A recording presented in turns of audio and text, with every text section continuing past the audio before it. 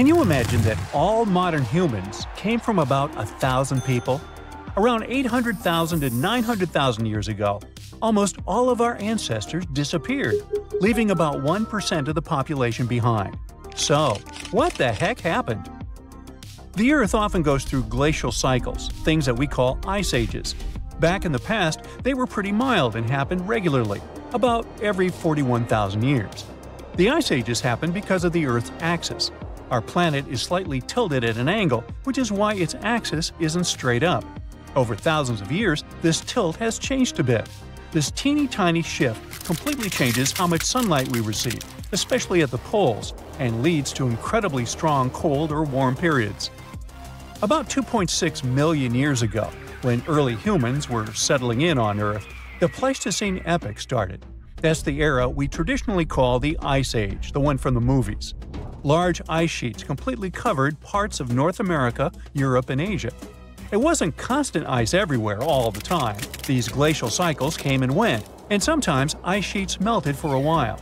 But overall, things were still much snowier and colder compared to now. We can still see the evidence of this from back in the day. Those glaciers carved out valleys and left behind some awesome things like moraines and fjords. And since sea levels were super low, a huge part of the world was land.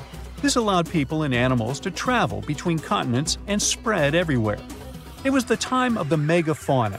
You all know about it from the movies. Woolly mammoths, saber-toothed cats, giant ground sloths, and mastodons. Our ancestors had some fun times hunting all those giants. Now, humans didn't come from one lineage. It wasn't like monkeys slowly turned into humans. We also consisted of many species: Homo erectus, Neanderthals, and so on. But only one species, Homo sapiens, survived and turned into modern humans. Harsh conditions forced them to get smarter. They learned how to make tools, clothing, and shelters to survive. They became hunter-gatherers and invented fire, which turned out to be super useful during the Ice Age, you think? But they had no idea what horrible change was coming. Something disastrous happened about 800,000 to 900,000 years ago. Humans faced a drastic population crash. Only 1,280 people survived, give or take. Some 99% of early humans were wiped out, and this tiny 1% was lucky enough to become our ancestors. This almost extinction, unsurprisingly, was the climate's fault. It was the Middle Pleistocene transition. The Earth's orbit around the Sun changed its shape a bit. Carbon levels dropped. A lot of stuff was happening, and the Earth's climate was going wild, becoming incredibly cold and dry. The seas suddenly got chillier, and Africa and Eurasia experienced horrible droughts. Looking for food was almost impossible. Scientists learned this by taking the DNA of about 300,000 people from all around the world. They used a new method to help them map the history of human evolution over 1 million years and learn more about it. No wonder we can barely find any fossils from that time. There was almost no one around. What's interesting is that before that happened, most apes had 24 pairs of chromosomes. But because the population became so small, 2 sets got fused together, and we ended up with 23 pairs. This was the final straw that separated us from other apes. Chimpanzees, gorillas, and orangutans all have 24 pairs, but our fused one became known as the human chromosome. Like a ripple effect, this little thing influenced our brain side, helped us start walking on our toes, and even form language. It took humans about 100,000 years to recover from this catastrophe. Only after all that time, they started spreading around again. Isn't that insane how we managed to go from 1,000 to 8 billion people? In any case, the Ice Age finally ended about 11,700 years ago. The warm period, called the Holocene, began. As things got warmer, human civilizations finally began to develop. 5,000 years ago, it was ancient Egypt, then the Indus Valley Civilization, ancient China, and others. And while we've been thriving for a while, there's one catch. The Middle Pleistocene transition changed the length and intensity of glacial cycles. Before the transition, sure, there was the Ice Age, but the cold was milder, and the glacial cycles were shorter. Things got covered in ice sheets about every 41,000 years. But after the transition, the glacial periods became longer and more severe. These cycles started following a new pattern. Although they happened every 100,000 years, they were super intense. Ice sheets grew large, even extending to the south. So from now on, ice ages that will continue to happen in the future will be a bit different. The next one should be at least 50,000 years from now, maybe longer. It's good for us because it'll occur later, but at the same time, the consequences will be stronger. What our ancestors went through is called a population bottleneck. That's what we call a sudden and huge reduction in the size of a population. Usually it happens because of things like earthquakes, floods or droughts, fires, and even human actions. Just a few people survive, and only they can pass their genes to future generations. And we've got plenty of such bottlenecks in history. Our modern species, Homo sapiens, originally lived in Africa. Around 60 to 80,000 years ago, a small group of them left Africa and spread across the world. It wasn't on a whim, though. They had to move somewhere because of the droughts and huge climate problems in Africa at that time. They had to go look for food and find new places to live. They traveled through the Middle East, moving into Europe and Asia, and eventually reaching Australasia and the Americas. They quickly settled across different continents and started mixing with local human-like species, like Denisovans and Neanderthals. But there was a problem. Originally, the African species were super genetically diverse, but since only a small part of them decided to move out, they carried just a bunch of these diverse genes with them. Unfortunately, this caused a bottleneck for everyone. Human-like species from other parts of the world became less genetically diverse. Since they had a smaller gene pool, they became more vulnerable to all the harmful stuff. The African population also had a drop in genetic diversity. But at least humans managed to survive. Although eventually, non-African populations really dropped, and there were no Neanderthals or Denisovans left, only us, Homo sapiens. That's why we can say that all modern humans came from Africa. Early humans sure had it rough. About 74,000 years ago, they went through yet another disaster, the Topa catastrophe. But keep in mind that all these things are just a hypothesis. It's not certain whether it actually happened. Now basically, scientists think that there might have been a supervolcanic eruption at Lake Toba in Sumatra, Indonesia. This volcano going crazy was an absolute catastrophe for Earth's climate and humans. The eruption was one of the most powerful volcanic events in the last 2 million years. It spewed out from 670 to 1,500 cubic miles of lava and volcanic stuff. Just so you know, there are about 3,100 cubic miles of water in our planet's entire atmosphere, and this eruption had almost half as much lava. This horrendous disaster led to the formation of Lake Toba, a massive caldera lake in Sumatra. It also spewed out tons of ash and sulfur dioxide into the atmosphere. This caused the so-called volcanic winter, which means that while it's not actually winter, the temperatures drop and the planet is freezing because all these ash clouds are blocking the sunlight from reaching the Earth. This event affected climate patterns for years to decades. This also most likely sped up the arrival of the next glacial cycle. Luckily, humans are crazy good at surviving. The global human population was reduced to a few thousand people yet again, and they still managed to overcome this. One iced frappuccino for me, please, and with a double shot. Now, I suspect this is something you'd never hear if you traveled 100,000 years ago to check out on your super great-great-great-grandparents. First off, you wouldn't hear anything resembling human speech for a simple reason. The early humans developed a capacity for language about 50,000 years ago. So, to talk to your ancestors, you'd need to use some of the oldest forms of human communication, including talking or making sounds, drawing or painting, dancing, acting, and using symbols. For example, if you made some weird noises like grunts or guttural sounds, it would mean you're trying to communicate with your peeps or warn them about something. Another reason why no one would grab iced frappuccino back then is that 100,000 years ago, Earth was going through a serious ice age. Who wants an icy, refreshing drink in the middle of winter? It wasn't quite a full-blown glacial period, but it was definitely way colder than it is now. The sea levels were low and there were glaciers everywhere, which made it super tough for our early human ancestors to get around. Some even kicked the bucket while trying to migrate to other areas, especially up in Northern America and Europe. Back in the day, when humans were still figuring out this whole survival thing, they chowed down on some pretty, fancy stuff. We're talking tartar steak, sashimi, you name it. Okay, I'm exaggerating a bit. It wasn't an iconic fresh dish, but raw meat. Not a Japanese cuisine staple, but a plain fish.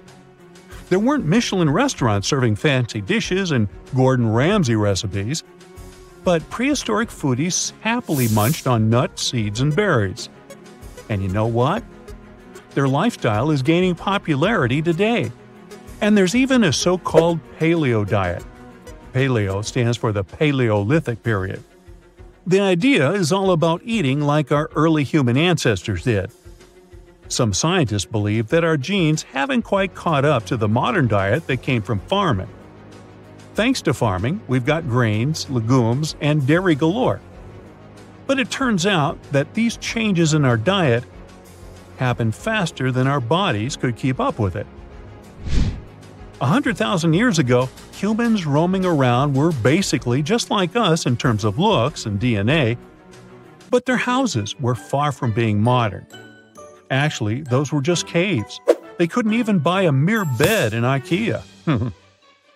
Scientists in South Africa just discovered what they're calling the world's oldest bed. And no, it's not a fancy mattress with adjustable firmness settings. It's actually made of grass. Archaeologists stumbled upon mats of grass and sedge that were stacked half an inch thick on the floor of a rock shelter. And get this, the bedding is 77,000 years old. That's like 40,000 years older than the previous record holder.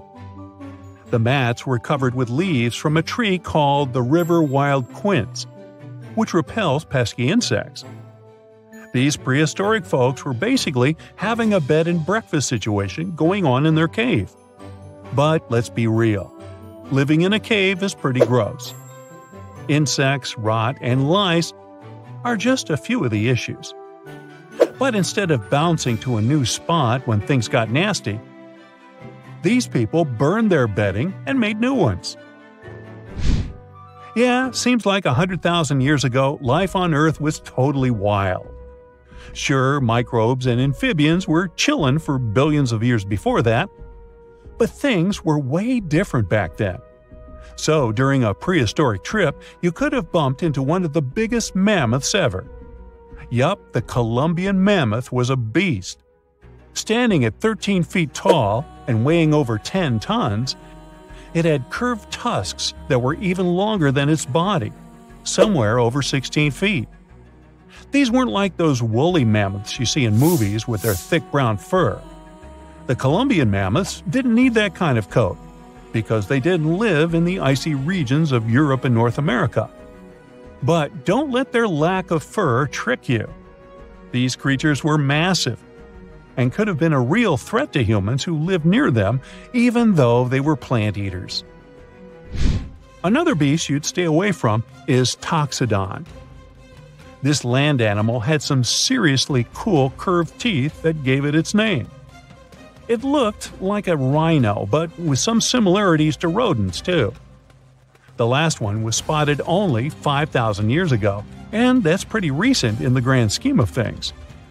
Charles Darwin even used the Toxodon as an example to explain evolution and anatomical differences. Some people think it might have been semi-aquatic, but its grass-eating habits suggest otherwise. Not only was the Earth full of cool animals, but it also had a diverse human population. There were all sorts of new species popping up left and right, and they were on the move, looking for a better place to call home than Africa's dry and dusty areas. One of those species was Homo floresiensis, aka the hobbits. These little guys were only about 3 feet tall and hunted for their food using stone tools. They were totally unknown until recently, when scientists found their remains in caves all over the world. Homo erectus were the first humans who actually looked like us. They were total trendsetters, standing upright and all.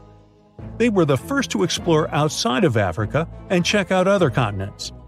These guys were pretty smart too, making cool tools and even cooking their own food. But unfortunately, they got a little too comfortable and lazy. They didn't keep up with the changing climate and eventually went extinct. It's a shame really, because while other humans were hustling to improve their tools and survive, Homo erectus just couldn't keep up with the times. Lesson learned: don't be afraid to get out of your comfort zone. Homo sapien Neanderthals were basically our ancient cousins who lived in Europe and Asia. They were pretty smart and used fancy stone tools to hunt and survive. But let's not get too carried away with their intelligence, okay? The media likes to hype them up as geniuses, but there's not a ton of evidence to back that up. Modern people are the only non-extinct human species. You and I are part of the Homo Sapien sapiens subgroup that roamed the Earth 100,000 years ago too. We were so smart that we even migrated out of Africa to Europe and Asia. Our intelligence was apparent from the very beginning. By the way, the era we're traveling in was called the Stone Age, as back then people learned how to tame stones. That was a tremendously large era that started over 2 million years ago, and it only finished in 3300 BCE. Let's dive into Plombos Cave. It's a super cool spot located in the Plombos Private Nature Reserve on the southern Cape Coast of South Africa. The cave may be small, only around 430 square feet, but it's got a big history. Early modern humans were all about Plombos Cave, visiting repeatedly between 100,000 to 70,000 years ago before a sand dune partially sealed the entrance.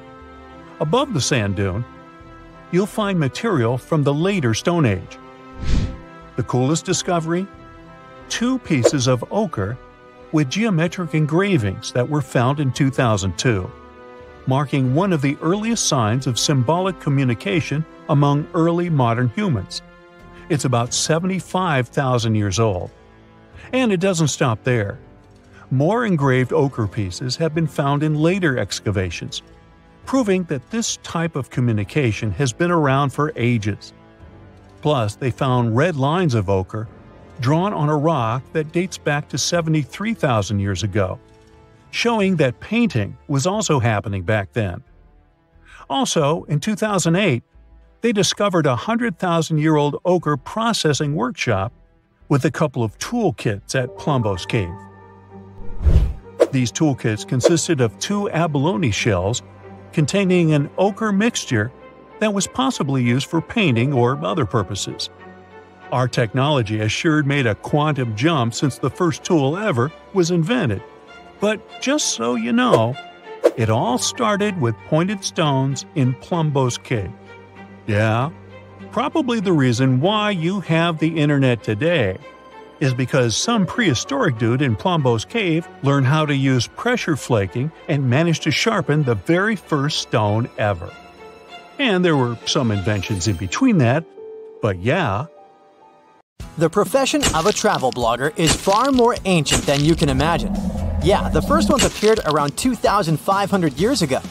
Meet Herodotus, historian, travel blogger, genius, billionaire, philanthropist. Just kidding.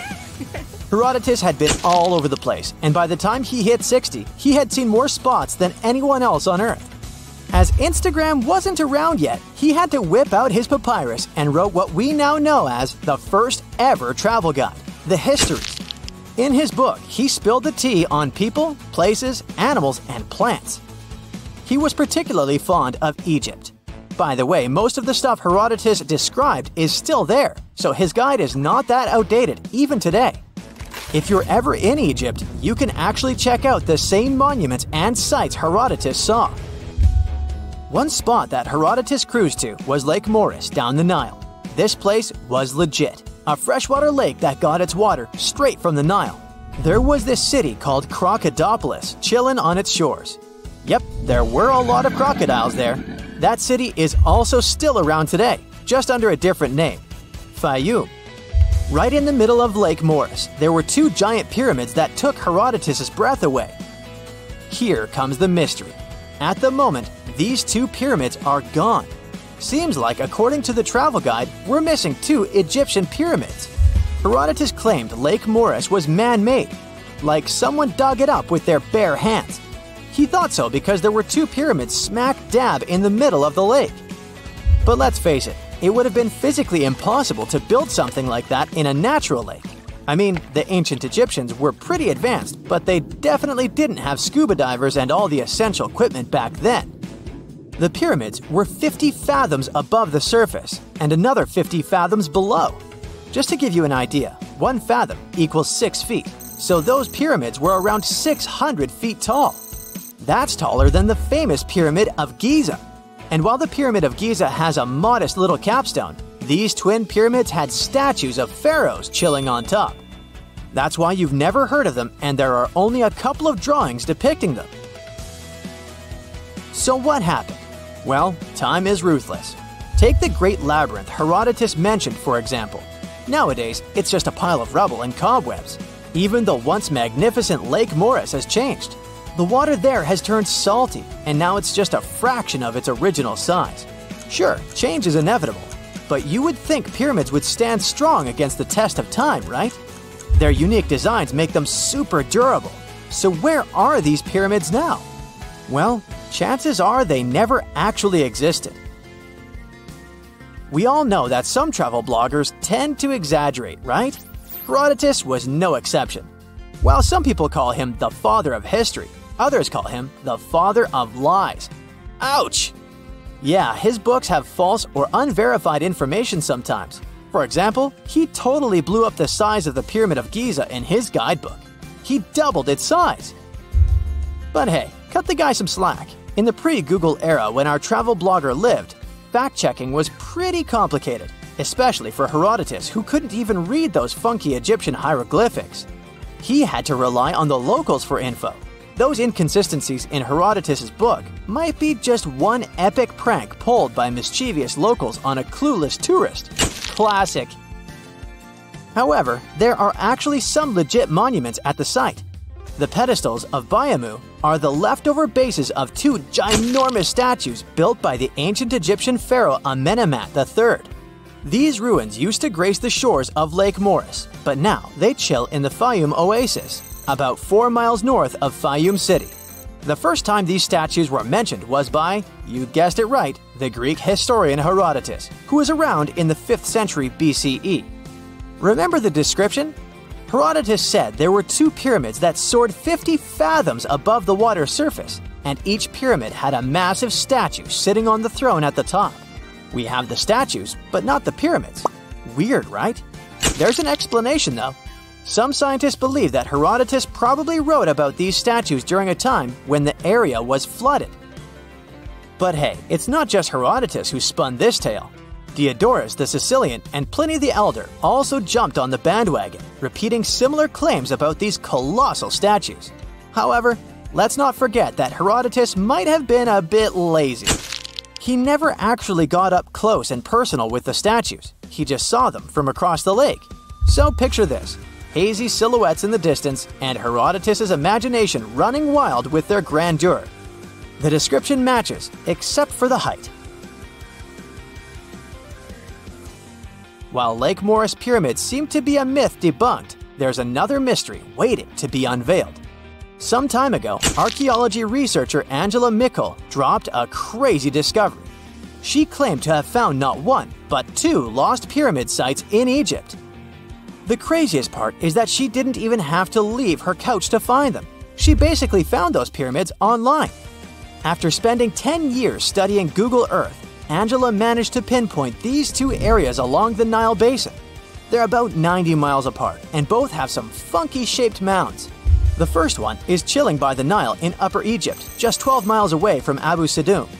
The second one, 90 miles north, has a 140 feet wide 4-sided shape. The second site even has a massive triangular plateau that's a staggering 620 feet wide. Angela wrote on Google Earth Anomalies back in 2012, saying that the mound looked super flat on top and had a crazy symmetrical triangular shape that had been worn away over time. And the second site?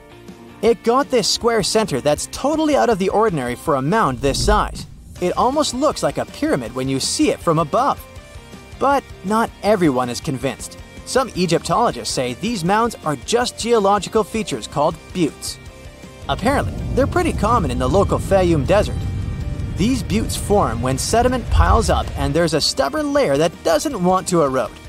So when the surrounding sediment washes away, that tough layer stays put and makes the hill all flat. Still, this one's just a theory as of now. By the way, Egyptian archaeologists just made one more incredible discovery. This time, it's not a theory, but an actual site. In January 2023, they found a complete residential city from the Roman era right in the heart of Luxor, a southern city in Egypt. This ancient city, dating back 1,800 years to the 2nd and 3rd centuries, is actually the oldest and most important city ever found on the eastern bank of Luxor. The archaeologists uncovered a bunch of awesome stuff during their excavations. They found several residential buildings, 2 pigeon towers that were used to house pigeons or doves, and even some metal workshops. Inside those workshops, they stumbled upon a treasure trove of pots, tools, and Roman coins made of bronze and copper. It's like a real-life time capsule. This kind of find is pretty rare in Egypt. Usually, they come across temples and tombs during excavations, especially on Luxor's west bank, where the famous Valley of the Queens and Valley of the Kings are located. But this time, it's all about this amazing residential city. And get this, back in April 2021, they announced the discovery of a lost golden city on Luxor's west bank that's 3,000 years old. The archaeological team called it the largest ancient city ever found in Egypt. It's like they're uncovering hidden treasures left and right. What makes a giant, well, a giant? You know, big, enormous, you get it. Tough questions. It depends on who you ask. The ancient Greeks had cyclops, while ogres were spread out through all sorts of European folklore tales. The tallest person ever recorded was named Robert Pershing Wadlow, and he lived in the first half of the 20th century. He stood at an incredible 8 feet 11 inches tall, but had many medical issues throughout his life. Sadly, he only lived to celebrate his 22nd birthday. That's because Robert wasn't just tall. He had a condition affecting his human growth hormone, which didn't particularly make his life comfortable. Robert even had to wear leg braces in his adult years. During that same time, incredible discoveries were reported in North America. Some people claim to have uncovered weird-looking skeletons, much larger than previously associated with human beings. It immediately raised the question, did giants really used to roam our planet? Our story begins with the idea of a mound builder race. Some scientists back in the day claimed that these massive earthworks in places like the Mississippi Valley, called the Grave Creek Mound or the Great Serpent Mound, were built by some sort of prehistoric type of human, much larger and stronger than us Homo sapiens are today. From around 1812 to the 1860s, almost everyone in America writing about history was covering this mound-building race. However, not everyone agreed with the theory. There was this naturalist named Benjamin Smith Barton, for example, who warned about jumping to conclusions about giants. He believed that just because people discovered some big bones, they shouldn't immediately think of giants. But people didn't listen. Really? They simply wanted to believe about huge human-like creatures, despite not having any real scientific evidence. Newspapers were filled with these giant stories. They described finding giant skeletons, even featuring weird body parts.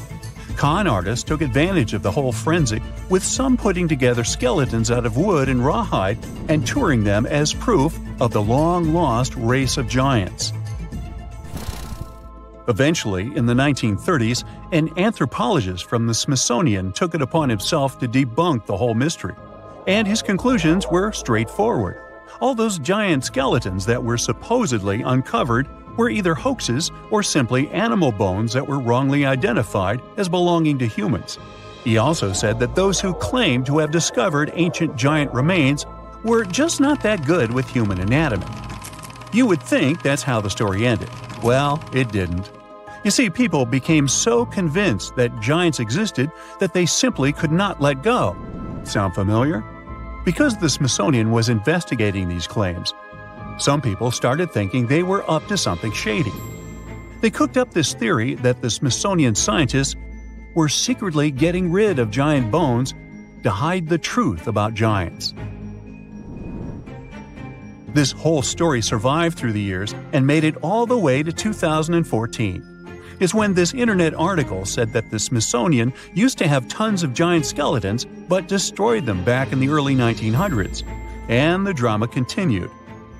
A famed publication even looked into the past of some of those Smithsonian scholars to try and pick apart their credibility.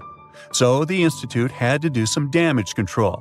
They've since added new people on the team whose job is to figure out if those bones were correctly collected and studied. Now, it wasn't just North Americans that claimed to have stumbled upon giants.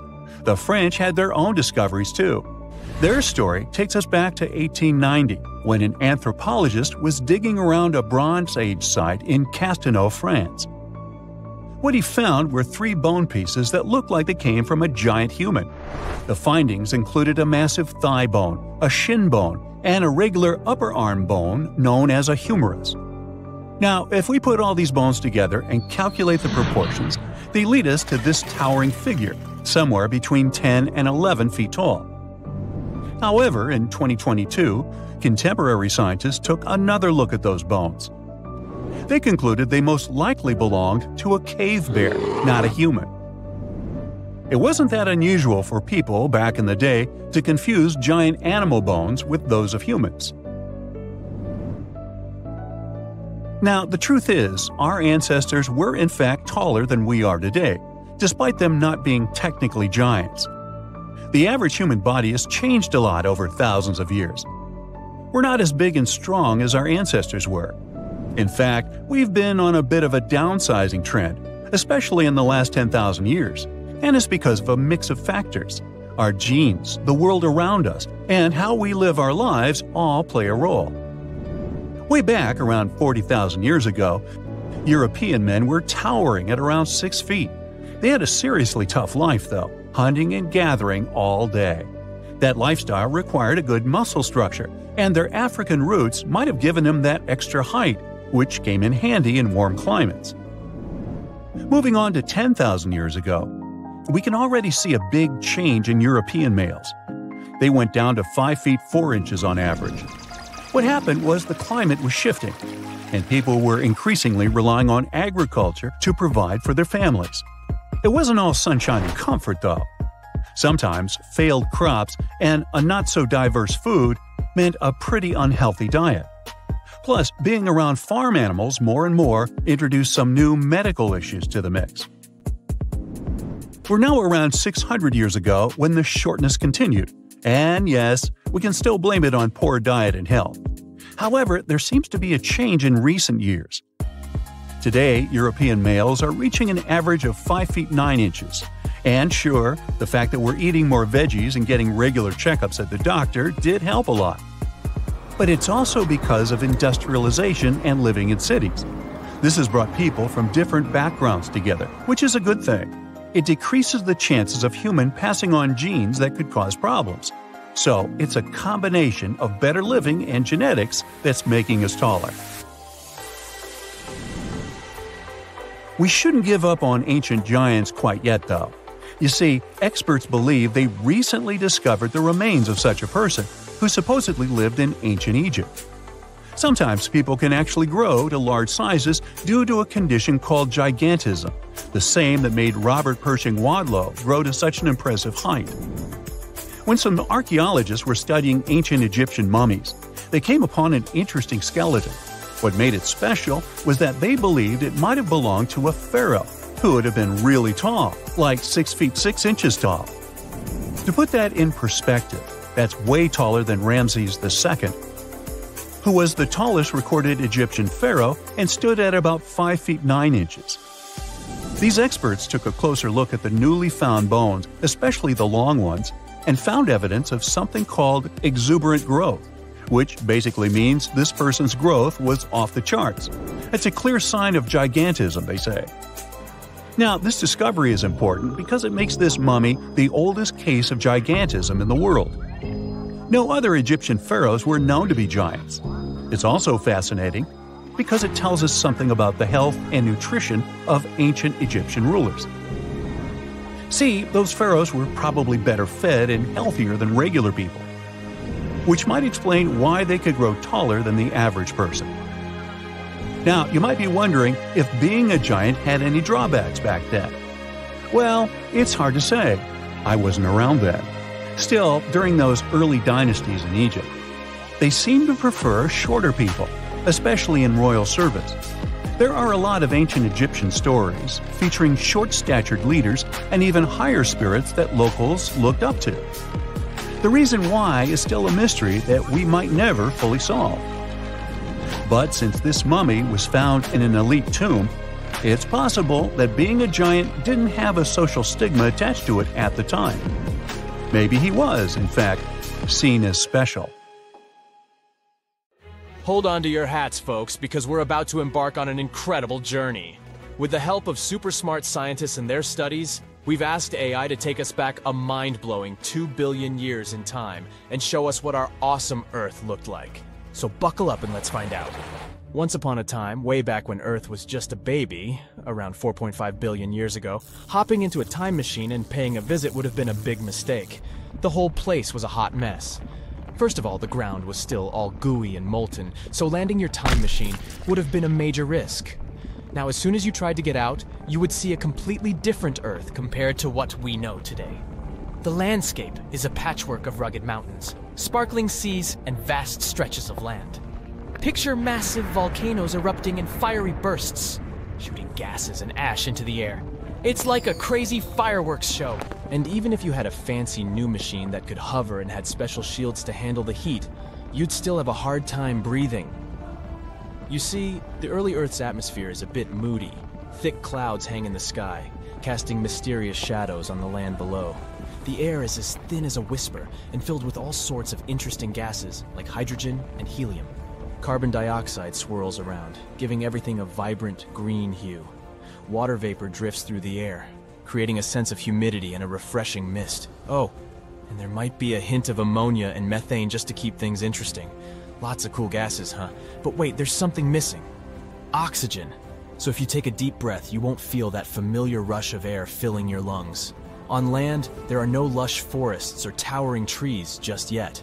Instead, you find rugged, rocky terrains.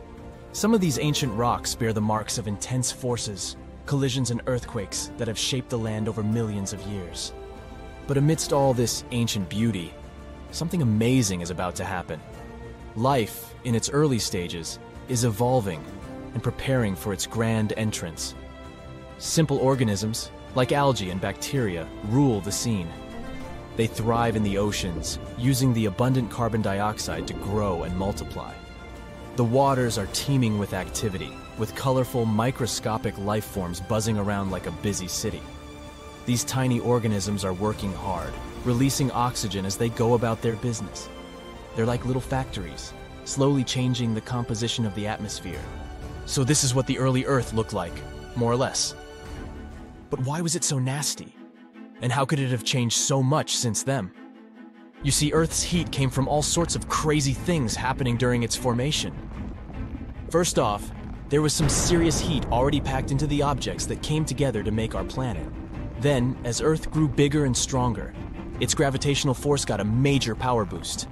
It pulled in more stuff, but it also gave Earth a massive bear hug, squeezing everything tightly. And you know what happens when things get squeezed? They heat up like a pressure cooker. This crazy heating had a huge impact on Earth's structure. Picture Earth as a mixed-up bag of rocks, metals, and minerals. But as things heated up, the rocks and metals got so toasty that they melted. And guess what? The denser metals sank to the center and became Earth's core, while the lighter rocky stuff floated up to become the crust and mantle. It was like Earth decided to unmix itself, creating separate layers. Scientists call this wild separation differentiation. But the heating didn't stop there. With all this mixing and moving around, Earth got even hotter. It was like turning up the heat in a giant planetary oven. All this crazy heat had some serious consequences. Earth's high temperature made everything super speedy. Tectonic plates were dancing like there was no tomorrow, making the surface super active and full of geological shenanigans. Oh, and that's not all. Earth also got showered by some serious cosmic visitors. Imagine this.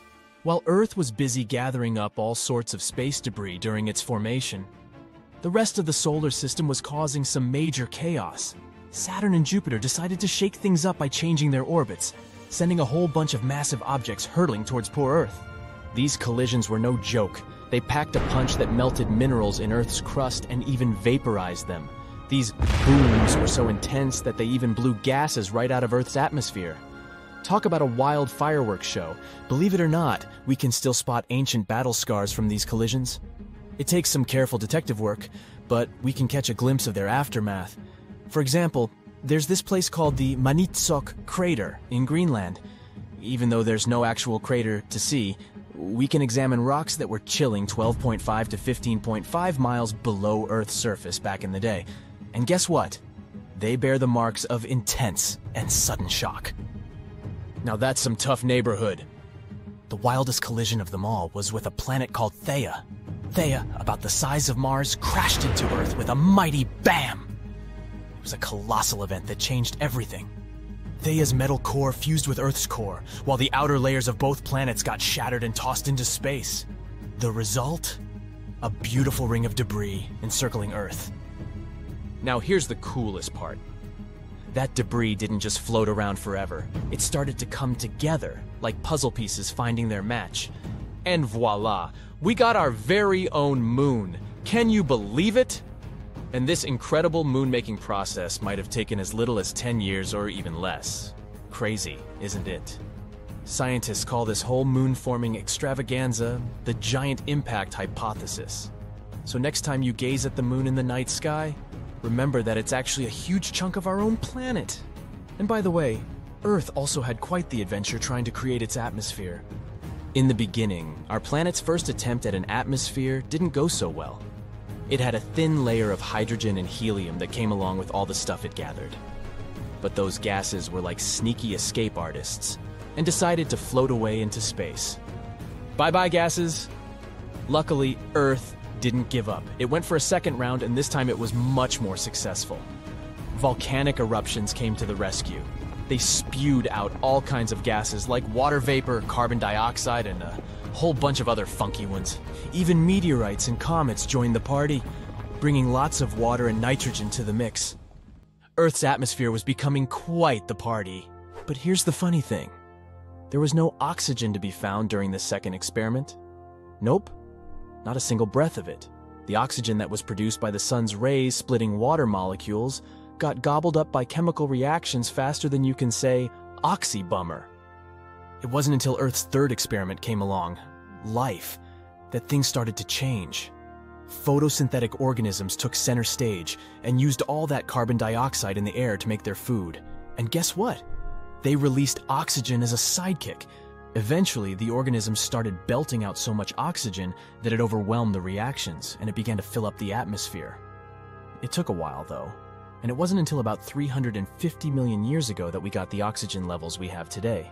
About 21% of the air we breathe. So, from fiery volcanoes to mysterious oceans, this glimpse into the past reveals an Earth vastly different from the one we know today. It's fascinating to explore the ancient landscapes and imagine the early stages of life taking shape. Thanks to AI, we can catch a glimpse of Earth's remarkable history and appreciate the wonders of our ever-changing planet. So, stay tuned for more interesting journeys. In a frosty Canadian park, hidden deep beneath layers of thick ice, scientists discovered a bizarre skeleton they named the Frozen Dragon. The skeleton had been in the frozen ice for millions of years. It took experts decades to work out the species of this strange fossil. It was identified as a new genus of pterosaur. Pterosaurs were massive flying reptiles with wingspans of over 16 feet. Their heads were 3.5 times the size of their bodies. Pterosaurs lived 76 million years ago when they soared above the dinosaurs. Scientists described them as the biggest, meanest, and most bizarre animals that ever flew. The new genus has been named Cryodracon boreas, which translates to Frozen Dragon of the North Winds. In 2013, a young mountaineer was climbing one of the tallest mountains in Western Europe, Mont Blanc. He noticed a strange metal box poking out of the snow. The mountaineer pried the box open and found that it was filled with precious rubies, emeralds, and sapphires. The climber immediately handed the box to the authorities. It was discovered that the box likely belonged to a passenger on one of 2 flights from India that crashed into the mountain over 50 years ago. The box was valued to be worth over $200,000, and authorities are still searching for the heir to the small box of treasures. In northwest Siberia in 2007, a reindeer herder was on an outing with his sons when he noticed something strange in the ice. The man realized it was a frozen mammoth calf and immediately contacted the local museum. The calf was named Luba and was the best preserved mammoth mummy in the world at the time of its discovery. Luba had been in the ice for 41,800 years and is around 30 to 35 days old.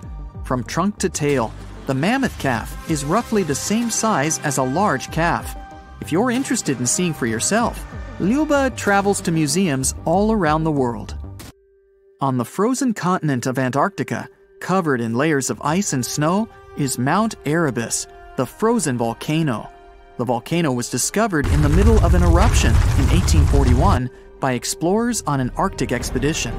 The volcano is over 12,000 feet tall and has been active for the last 1.3 million years. Deep within the middle of the volcano is a huge crater filled with large volumes of molten lava. The volcano has occasional explosions, which means it's classified as being in continuing eruption. However, these eruptions are nothing to worry about because they're generally rather small. Back in 1991, 2 hikers were traveling across the Italian Alps when they stumbled across a body that they presumed to belong to a recently lost hiker. The duo trudged back down the mountain to report their unfortunate findings. Once the remains were recovered, it was clear that the body was not recent at all. Scientists determined that the Iceman was more than 5,000 years old and named him Otzi. The discovery was unlike anything scientists had ever before seen because the body was so well preserved. For years, Otzi was studied by scientists who discovered that our ancestors have a lot more in common with us than we ever knew before. Otzi was covered in ink body art. Research done on the contents of his stomach revealed that his last meal was dry cured meat, similar to the bacon we eat today. Otzi has at least 19 relatives living today, somewhere in Central Europe. Scientists were researching ancient squirrel burrows in Siberia when they came across something interesting. One of the squirrels had hidden away precious seeds deep beneath the ground. The seeds had been encased in ice for 32,000 years. The seeds were for the flower Silene stenophilia, which had long since gone extinct. Amazingly, scientists were able to recover plant tissue from inside the seeds and grow an entire crop of flowers. They've since reintroduced the previously extinct flower to natural habitats all across the world. In 1930, a team of Norwegian scientists sailed around the Arctic Ocean, conducting research on the seas and glaciers. They reached White Island, a dangerous and icy land no human had set foot on before, or so they thought. The scientists were shocked to discover the tip of a small boat sticking out of the snow. Frozen inside the boat, they found scientific equipment and various personal items, including a jacket monogrammed S.A. Andre. They had discovered the wreck of the famous Andre Arctic balloon expedition. In 1897, Swedish explorers, led by Andre, attempted to travel to the North Pole by hydrogen balloon. No one had ever heard from them ever again. People only found out what happened to them when the wreck was discovered 33 years later. It turns out that the balloon had crashed on White Island only 2 days after departing from Sweden. The explorers traveled along the island on a small makeshift boat, but were unable to make it any further. The best preserved woolly mammoth ever found was discovered in an area of permafrost in Siberia in 2010. Scientists named the frozen mammoth Yucca, after the small village near where it was found. Yucca had been frozen for 39,000 years and is thought to have been around 6 to 8 years old. Because Yucca is so well preserved, It has been studied for years and provided new information about mammoths. In 2019, scientists reported that they were able to activate cells taken from mucous tissue. Maybe one day we'll have woolly mammoths roaming the land. From looking at pictures and videos of Antarctica, the continent appears to be freezing cold, covered in snow, and flat, except for a few small hills. Scientists believe that too. When studying the Gomburtsev Mountains in the early 2000s, they were shocked to discover that the small rocky hills were actually the peak of a gigantic mountain formation under a mile of snow. Using radar technology, researchers worked out that the mountains are really around 10,000 feet tall and sprawl across 750 miles. This is around the same size as the European Alps, except hidden under tons of ice and snow. At a gold mine in Siberia, a businessman was examining a nearby river when he noticed something interesting in the frost. It was a small woolly rhino calf that was later named Sasha. The woolly rhino has been extinct for 15,000 years. It's thought that Sasha could have been frozen in the ice for up to 39,000 years. Sasha is unique because it's the only full-body woolly rhino to have ever been discovered. Glaciers around the northern Italian town of Pelo have begun to melt. Artifacts from decades and even centuries ago have been discovered pouring out of the ice. Personal belongings from soldiers have been found, things like diaries, photographs, and even love letters. Historians have even uncovered an entire cabin preserved beneath the ice. The cabin was filled with hard metal helmets and clothes. In 1845, Sir John Franklin embarked on an ill-fated expedition to the North Pole. The crew traveled on two ships, HMS Erebus and the ironically named HMS Terror. The expedition met with disaster, and both ships were lost to the icy waters. In 2016, the HMS Terror was discovered by a team of researchers. Despite being lost for 170 years, the freezing cold waters had maintained the ship in pristine condition. Scientists described the ship as frozen in time. Dinner plates and glasses were still on shelves, beds and desks were still in order, and even the passengers' luggage appeared to be in good condition. The HMS Erebus was also discovered nearby, but due to changing water conditions, the ship wasn't in great shape. The glacial ice surrounding a mountain passageway in Norway that was notoriously used by the Vikings has revealed hundreds of ancient artifacts. One of these artifacts was a giant unopened wooden box that was welded together. Researchers were beside themselves with anticipation, waiting to open this box. They believed it would be filled with Viking treasures or artifacts that would give us an insight into ancient society. When they opened the box, all that was inside was a plain old beeswax candle. It turns out that this box wasn't actually as old as they thought it was. By analyzing the candle, they discovered that the box dates back to the 17th century. The age of the Vikings had ended by the 11th century. It's likely that the candle box belonged to a farmer who was shipping it from his summer farm to his winter farm to light up the long nights. You know, scientists make discoveries that change the world, but even they can face mysteries. Here are 10 things that have baffled scientists. Imagine that you constantly hear a low-frequency hum, and no one can trace its source. Roughly 4% of the world's population hears the hum. It's a geography-free sound. I mean, people all around the world hear it, so the name varies from Tao's hum to Auckland hum, depending on the region where it gets generated. The sound is just on the threshold of human hearing. People hear it less when they're outside, and it gets louder indoors, especially at night. What's even scarier is that you cannot unhear it once you've heard it. Some folks say it started in London around the time of Charles Dickens, who wrote A Christmas Carol, and the low-frequency sound actually comes from the humbug. Or not. Actually, the earliest cases were recorded in Bristol, UK, dating back to the mid-1970s. Scientists have various theories about where the hum comes from and why only some people can hear it, yet they don't have a clear answer. It could occur when ocean waves move along the ocean floor. They shake the Earth when they collide with continental shelves. Or this might be happening because of volcanic eruptions and earthquakes.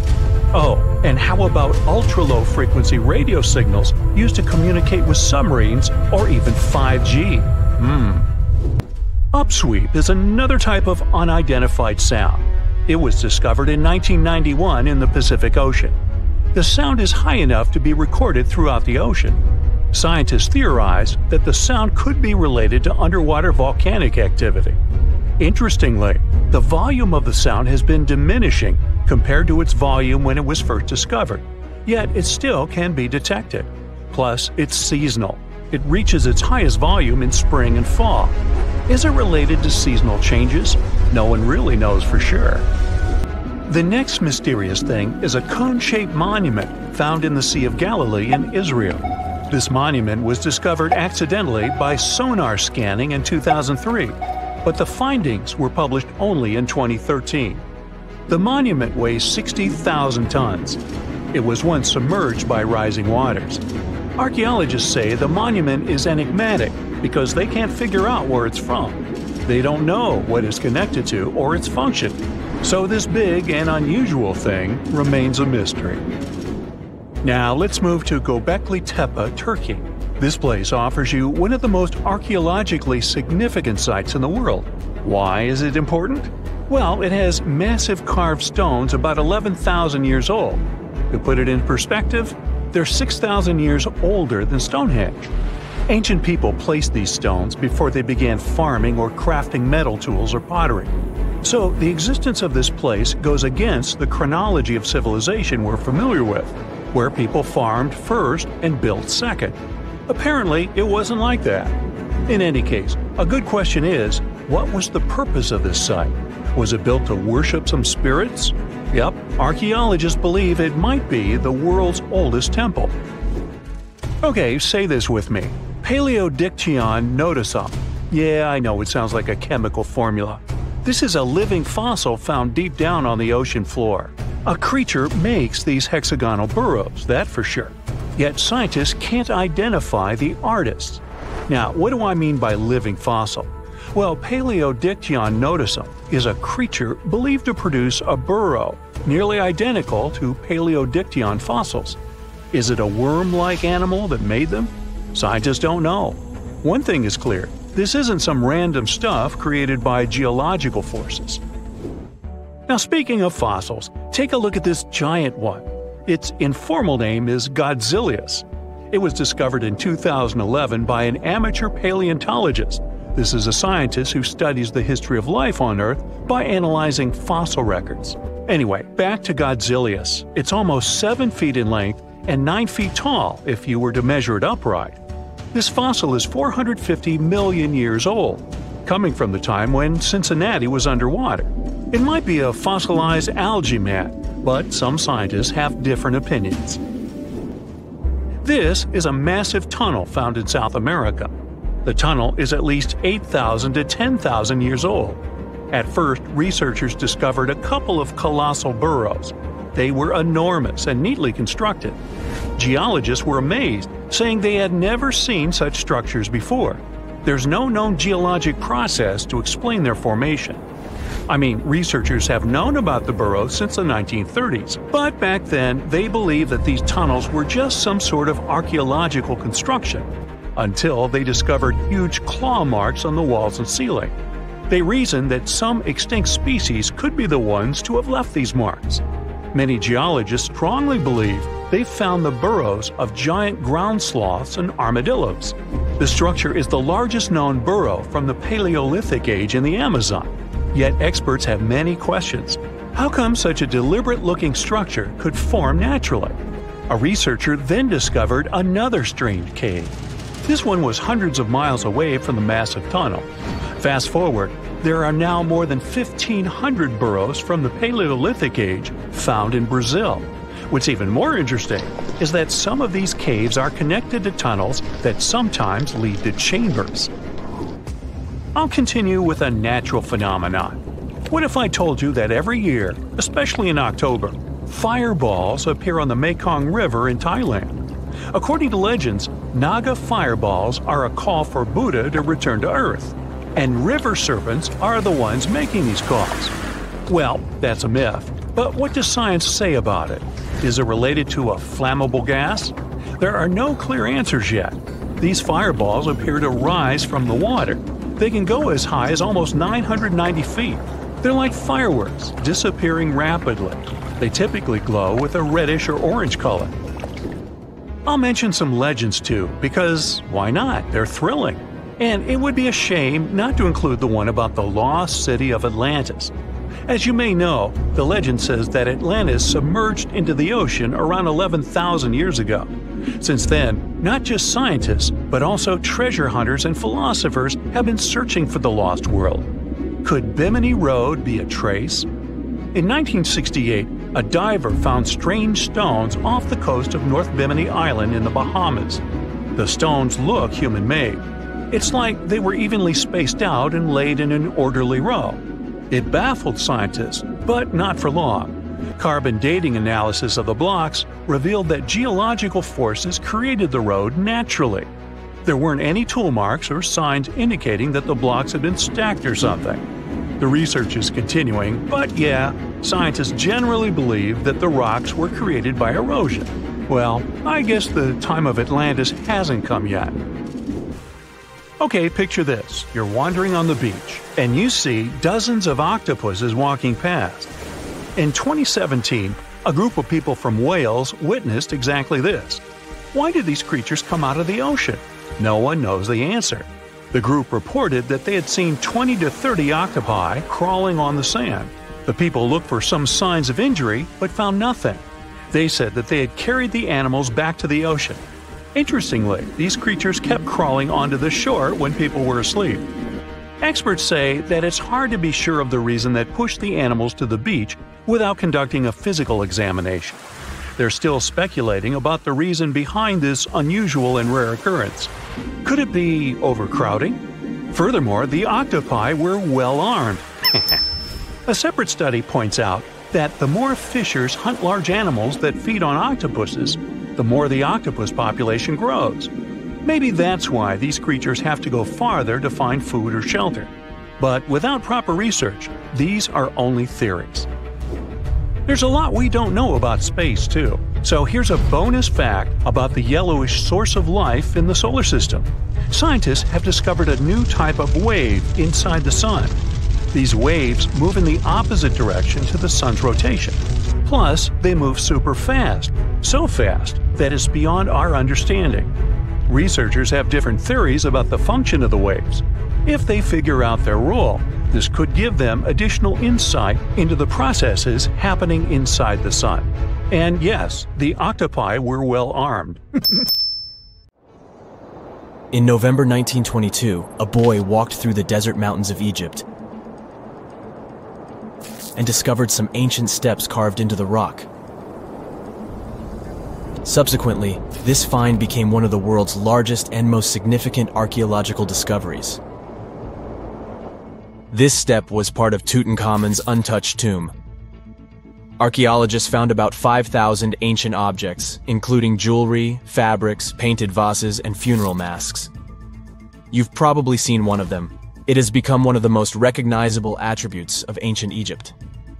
More than 100 years have passed since then, and now humanity has finally become close to another large-scale discovery, the tomb of Cleopatra.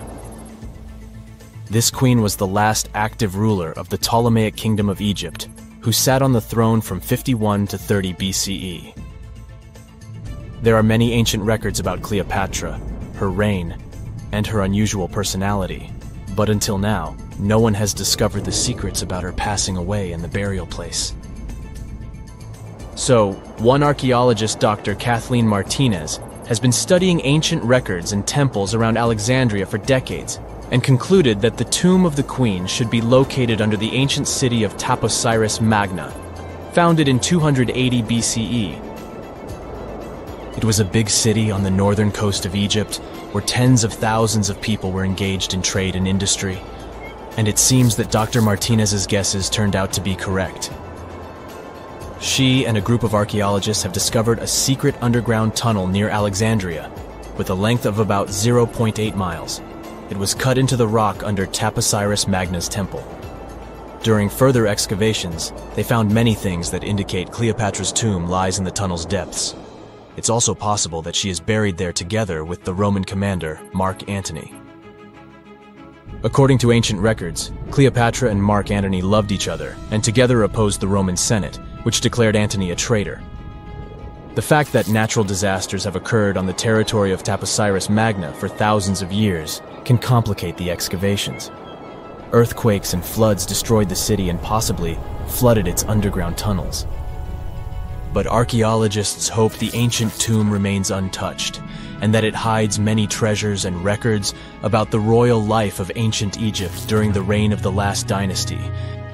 There's a chance that excavations will go underwater and in the mud. This will require much time and funding, but archaeologists are sure it's worth it. Anyway, it's too early to say that Cleopatra is really buried there, but scientists have found many things in the tunnel that confirm this, including clay pots, dozens of coins with the image of Cleopatra and Alexander the Great, as well as a bust with the image of the Egyptian queen. Cleopatra is still one of the most popular personalities in Egypt, on an equal footing with Ramesses III and Tutankhamun. She inspired many films, paintings, and books, but what made her so popular? She became famous for her inconsistency. She was a beautiful, intelligent ruler who pulled Egypt out of the crisis and made it a prosperous power. Medieval Arabic texts say she knew chemistry, mathematics, and philosophy, and may have written several scientific books. She knew several languages and had excellent diplomatic skills. At the same time, there are many legends that she was a femme fatale who drove many men crazy. However, there's no evidence that her beauty was incomparable. The image of a stunning model was created by Hollywood when it made several films where famous actresses performed the role of Cleopatra. And the Roman Emperor Octavian, the adopted son of Julius Caesar, specially created the image of Cleopatra as an insidious seductress because he was her enemy. Even though she was born in Egypt, Cleopatra wasn't an Egyptian. Her ancestors were Greeks, among whom was one of the generals of Alexander the Great. However, the people of Egypt loved her. She learned the language and was very sensitive to the traditions of this country. She knew the history, mentality, and customs of ancient Egypt well. She raised the level of its economy and strengthened its status as a world power. Much of this was made possible thanks to her cunning and impressiveness. She loved theatrical performances and lavish celebrations. She knew how to surprise people and put on a show. But behind the exterior image of a luxury lover was an intelligent and calculating ruler. Ancient Egypt was a rich, luxurious country, and Cleopatra did everything to increase its wealth and strengthen its position in the international arena. For example, she was once in conflict with her brother Ptolemy XIII Odd. The queen knew that she wouldn't be able to resist him, so she decided to attract Julius Caesar to their side. The Roman emperor arrived in Alexandria, where Cleopatra wanted to meet him, but Ptolemy knew about her plans and was about to prevent her from coming to Caesar. Then, instead of a rich and noisy arrival, Cleopatra decided to make her visit inconspicuous. She wrapped herself in a carpet or linen bag the emperor's servants carried into Caesar's private chambers. Cleopatra emerged from the carpet and impressed the Roman emperor with her beauty and determination. As a result, they fell in love with each other and became close allies. After some time, she impressed another influential Roman for diplomatic purposes. She arrived to meet Mark Antony on a golden barge with purple sails and silver oars. Cleopatra was dressed in the image of Aphrodite and sat under a magnificent canopy. Her servants dressed like cupids and were blowing her fan and burning incense. But Cleopatra created such a show for a reason. She knew that Antony revered Greek mythology and considered himself the embodiment of Dionysus. As a result, he was so impressed with this woman that he ended up marrying her. Cleopatra defended her crown, strengthened her alliance with Rome, and bore Antony 3 children. In Egypt, they threw big parties and enjoyed wealth with power. However, the relationship of a high-ranking official with the Egyptian queen caused a scandal in Rome. Octavian was Antony's primary opponent in the struggle for power, so he exploited the situation to darken the competitor's reputation. He used propaganda to make Cleopatra an insidious seductress in the eyes of Roman citizens. He accused Antony of succumbing to her charms. The Roman Senate supported Octavian and declared Cleopatra an enemy. In 33 BCE, this conflict reached a high point when Antony's navy clashed with Octavian's fleet. The latter won and forced his enemy to flee to Egypt with Cleopatra. According to some records, they took refuge near Alexandria. Pursued by the Romans, they hid in one of Cleopatra's palaces and met their end. Some legends say that Cleopatra was an expert in poisons. She provoked a venomous snake, a viper or an Egyptian cobra, to bite her. Also, according to another legend, she pricked herself with a poisonous needle. There's a theory that Cleopatra always carried an ampule with poison inside her hairbrush. And when she was cornered, she soaked the needle with this poison and pricked herself. None of this can be said for sure. Scientists are still trying to find out the truth. Perhaps when they reach Cleopatra's tomb, the world will get more answers about her tragic fate. She is considered the last ruler of Egypt. After her passing, Octavian plundered her palaces and temples and returned to Rome, where he became the main emperor. He successfully ruled the country and expanded its borders. His reign ended when he turned 75. World history would have looked different if Cleopatra and Mark Antony hadn't lost that naval battle. By the way, did you know that more time has passed between Cleopatra's reign and Neil Armstrong's flight to the moon than between the reign of the Egyptian queen and the construction of the Great Pyramid of Giza? Armstrong took a step on the Earth satellite in 1969, 38 years after the birth of Cleopatra. And the construction of the pyramid took place in 2560 BCE. Imagine how long the history of ancient Egypt is. Cleopatra is closer to us in time than to the pyramids. The human body is this perfectly balanced machine, right? Well, not when I'm using it. Normally, all its parts work seamlessly together to keep us thriving and, well, alive. Each of our organs is essential for our day-to-day activities, from breathing, walking, talking, and coming up with bright ideas that push humanity forward. But are they really essential? Do we really need all those body parts? Or are some of them just ancient relics that we just got stuck with in this weird game of evolution? Take wisdom teeth, for example. Nah, somebody already took mine. Yeah, they're those pairs of teeth stuck in the back of your mouth you often have to go to the dentist for.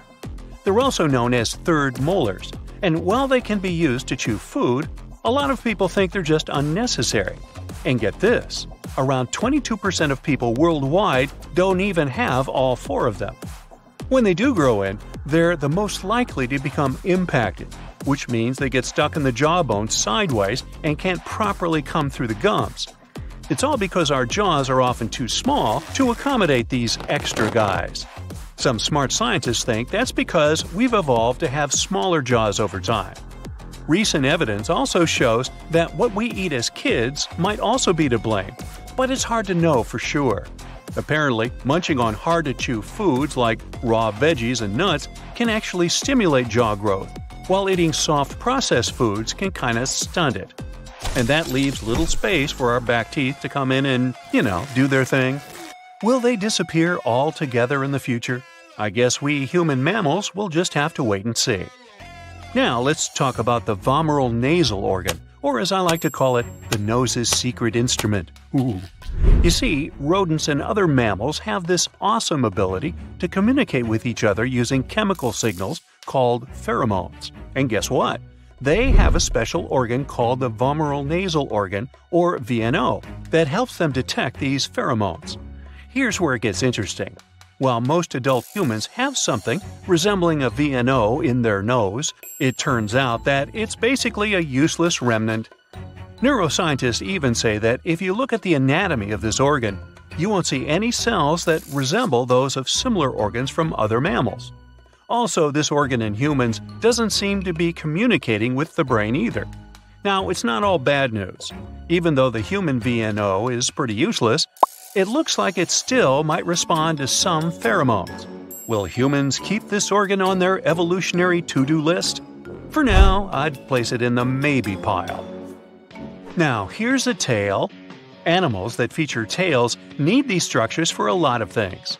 Some need it for balance, others for navigation, while some need it to attract potential partners. But did you know that when we're just a few weeks old in our mother's belly, we actually have tails too? That's right, we have a whole little tail complete with vertebrae.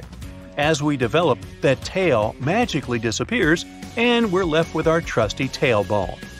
Humans and apes are unique in that we don't have tails, unlike other primates. It's a mystery why apes lost their tails, but we can all agree that it makes us stand out in a crowd. However, once in a blue moon, a human is born with a little vestigial tail. Cute, right? Well, don't get too excited, because these tails don't have vertebrae and can sometimes be associated with a tricky condition of the spine. Either way, these tails are usually harmless and can be easily removed with a quick surgery. And let's be honest, it's not like we're going to miss it. After all, who needs a tail when you have arms and legs to get around? Plus, can you imagine trying to find pants that fit with a tail sticking out the back? Not a good look. There's little to no chance humans will end up needing tails in the future, so I'm guessing the tailbones are bye-bye in future generations. Humans also have a funny little fold of membrane in the inner corner of the eyes, called the plica semilunaris. It's basically what's left of a third eyelid, which is still found in some animals, like gorillas and other primates. But here's the funny thing. Even our close relatives, the chimpanzees, have this little fold that appears to be useless too. So we're not alone in this eye quirkiness. Speaking of unusual membranes, they serve a variety of functions in different animals, such as protecting the eye from dirt and moisture, or hiding the iris from predators. Some species can even see through their transparent membranes when they're underwater or underground. Now, the reasons why we humans lost our third eyelid is still a bit of a mystery. Maybe changes in our habitat and eye physiology made it unnecessary, or maybe we just evolved to be too cool for a third eyelid. Who knows? With or without vestigial organs, it's interesting to imagine what humans might look like in the future. Many organs have become obsolete because of our lifestyle changes. Care to have a peek into what we might look like in the future? And in the same vein, or artery, have you heard of the concept of text claw? It's where you spend so much time typing on your phone or laptop that your hand starts to cramp up like a claw. And that's just one of the physical changes that could happen to us if we don't take care of our bodies in this tech-heavy world. But it's not just our hands that are affected. We could end up with 90-degree elbows from constantly holding our devices at that angle, and even a smaller brain from all the distractions and information overload. Now, I know what you're thinking. We just can't give up technology and go back to the Stone Age. And you're right, we don't have to. But we do need to be aware of the potential negative effects and take steps to reduce their damage. That's why a team of designers put their creative efforts together to present Mindy, a future human whose body has physically changed due to the constant and never-ending use of smartphones, laptops, and other types of maniacal devices.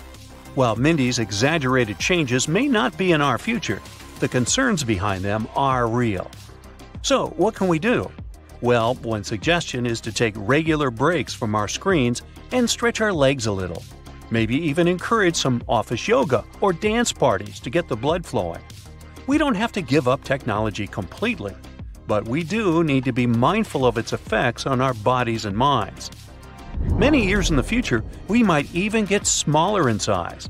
One scientist reckons that if we were smaller, our bodies would need less energy, which would come in super handy in our increasingly crowded planet. It's funny to think about how different our lives are now compared to when we were hunter-gatherers. Back then, we only had to interact with a handful of people each day. But now, remembering people's names is a super important trait, and it might even be something we grow to become better at. Or, technology might actually play a role in our evolution. Scientists believe that we could one day have implants in our brains that help us remember people's names. It's like having a biological phone book directly in your body. Wouldn't that be cool? Who knows? Maybe in the future, we'll even have visible technology as part of our appearance. Imagine having an artificial eye that can see different colors and visuals.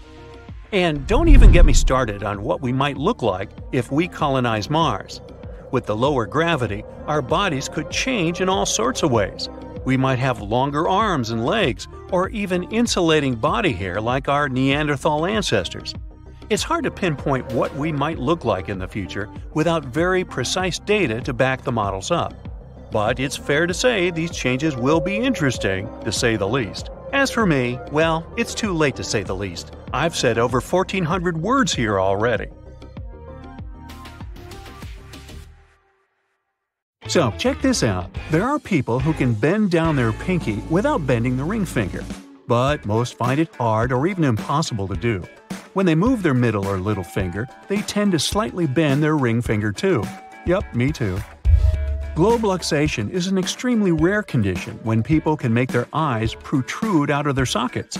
Unfortunately, this ability comes with downsides. It can cause numerous eye issues. Some indigenous groups of people, like Tibetans, can survive at altitudes as high as Mount Everest. This rare ability most likely appeared after years of evolution. The ancestors of modern Tibetans lived in high regions for thousands of years and developed red blood cell adaptations, making it possible to survive with dangerously low levels of oxygen. The Bajau are sea nomads living in Southeast Asia. These people have evolved an extra-large spleen, serving as a repository of oxygen-rich blood cells. Thanks to that, they can easily spend 5 to 10 minutes fishing underwater without coming up for air even once. Now, about 14% of the population don't have a palmaris longus muscle. Oh, it's actually a rudimentary part of the body, and the need for it disappeared in the process of evolution. So, if you don't have this muscle, worry not. Its absence doesn't affect the work of your forearm anyway. About 5 to 37% of people don't have wisdom teeth from birth. These teeth are not really needed anymore. They were important for our ancestors since they helped to chew hard food like nuts, roots, and meat, and saltwater taffy. Nah, I made that up. But since most of the food we eat today is processed, wisdom teeth are now a mere atavism. Most people have just one clockwise hair whorl, but 5 out of 100 people have a double crown. And if both whorls are directed counterclockwise, this makes a person even more unique. Some scientists think there's a genetic link between hair whorl direction and handedness. A bit more than 8% of right-handed people have counterclockwise hair whorls, but in the left-handed, this number grows up to 45%. A man's brain gets older faster than a woman's. As men age, they start complaining about memory problems and lack of concentration more and more often. At the same time, women don't have such acute problems with memory, but they feel depressed more often. Which one would you choose? Now, when someone is lying, their own nose gives them away. Psychologists from the University of Granada have discovered that when a person tells a lie, the temperature around their nose and in the inner corners of their eyes goes up. This phenomenon got the name of, wait for it, the Pinocchio effect. Japanese people have particular bacteria in their intestines. These bacteria help them to digest sushi. The Japanese have been eating raw seaweed for centuries. Microorganisms dwelling on the surface of the seaweed got into their bodies and actively developed. Nowadays, the bacteria help Japanese people digest raw food and prevent different problems connected with food. So, people have as many hairs on their bodies as chimpanzees. The hair count of a person and a chimp is approximately the same. The only difference is that human body hair is mostly useless and so fine that it's almost impossible to see. Humans don't have more genes than other species. In fact, people have fewer genes than a worm. Tomatoes also have many more genes than you do. But we are such complicated creatures. Well, recently, scientists have concluded that the number of genes that a genome contains isn't closely connected with the complexity of a living being. Let's take a breather. Speaking of which, your left lung consists of 2 lobes, while your right lung is divided into 3 parts. Plus, the lung on the left is a bit smaller since it has to make room for your heart. Your lungs also contain around 1,500 miles of airways. It's more than half the distance between New York and Los Angeles. There are also more than 300 million alveoli, which are tiny balloon-shaped air sacs in your lungs. People have 5 most obvious senses: vision, smell, touch, hearing, and taste. But that's not all. How about thermoception, the sense of heat? Or nociception, the perception of pain? Or your body awareness, proprioception? To figure out what it is, close your eyes and touch your nose. Got it? That's proprioception in action. This list can be much longer. Some experts state people have from 21 to 53 senses. So your fingers get all wrinkly after you spend too much time in the water. Pruny fingers are caused by the narrowing of your blood vessels. When you stay in the water for a long time, your nervous system makes your blood vessels shrink. Your body sends the blood away from that area, and this loss of blood makes your vessels thinner. The skin starts folding over them, forming those funny wrinkles. Scientists think this process helps us have a better grip when our hands and feet are wet. There are 3 kinds of cone cells in the average person's eyes. These cones help to recognize the colors in the blue, red, and green spectrums. Thanks to them, most people can distinguish around 1 million different shades. But those with tetrachromacy have 4 cones in their eyes. This feature allows them to see up to 100 million different hues. This vision anomaly is extremely rare and is much more common in women than in men. Interestingly, most people with tetrachromacy don't even realize they see the world brighter than others. Now, not all people have round pupils. 2 people out of every 10,000 have unusually shaped pupils. Most commonly, they resemble keyholes. This eye disorder is called coloboma. Interestingly, some people with this condition don't have any problems with their vision. Only 3 to 22% of people in the world have Morton's toe. It's a foot structure where the second toe is longer than the first one. Michelangelo's David and the Statue of Liberty both have this unusual body feature. Hey, toes up! In some people, saliva accumulates in a gland under their tongue. It can then get propelled out in a stream when a person presses on this gland. If the mouth is open at the moment, a jet can reach several feet. This process, called gleeking, can occur spontaneously. A person accidentally pushes their tongue against the gland while eating, yawning, talking, or cleaning their teeth, and voila! Up to 35% of people can gleek, but just 1% can do it on command. I had a friend in college who did that. Yeah, it was weird. About 18 to 35% of people have an interesting reaction to sunlight. They sneeze. This phenomenon has its own name, the photic sneeze reflex. In the Greek language, it's called sun sneezing. Achoo! Just like salamanders regrow their tails, humans might be able to regenerate cartilage. That's the rubber-like stuff around your joints. Recently, scientists have discovered that cartilage might be able to repair itself, most effectively at the ankle, not that well in the knee, and least effectively in the hip. The human brain is 73% water, just like your heart. That's why if your brain loses even 2% of liquid, you start feeling exhausted. This also makes your memory get worse, shortens your attention span, and puts a damper on your mood. So drink up! Your brain is constantly processing tons of visual information, around 600 million bits per minute. It all starts when the light goes through the cornea, your eye's clear protective outer layer. Then the light turns into electrical signals.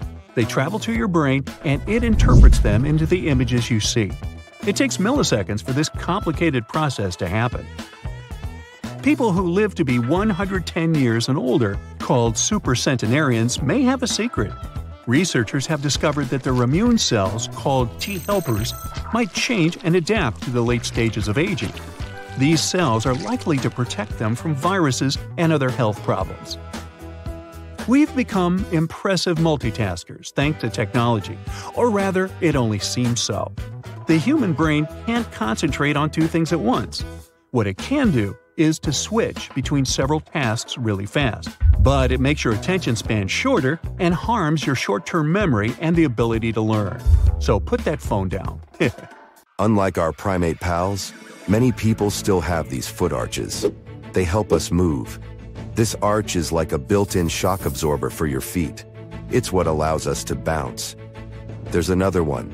It's called the transverse arch, running side to side on the top of your foot.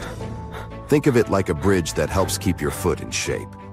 Research says this arch is a big deal too. It's responsible for about 40% of your foot's stiffness. Simply put, it's like the scaffolding that holds your foot together. When scientists snipped the transverse arch, the foot lost a lot of its firmness. But when they cut the bottom arch, it wasn't that dramatic. So, is it a modern human thing? Nope. These arches didn't just pop up yesterday. The transverse arch has been around for 3 million years. The bottom arch showed up about 1.8 million years ago. we might as well continue with another element of our feet before moving up to other parts.